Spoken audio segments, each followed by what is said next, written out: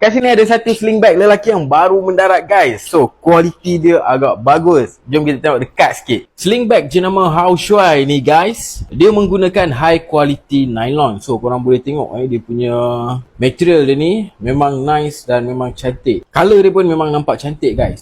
Dekat sini dia ada banyak kompartmen. So ada satu kompartmen yang besar. So nampak korang boleh letak macam-macam benda lah dekat sini guys. Lepas tu dekat bahagian belakang ni ada lagi satu kompartmen. Ini pun agak besar. Dan dekat bahagian belakang ada satu kompartmen. Seriously nice. Kalau korang rasa macam nak perlu kembungkan lagi, dekat sini korang boleh tarik dia lah. Sama ada korang nak kempiskan dia ataupun korang nak kembungkan dia, korang boleh adjust je dekat bahagian belakang ni.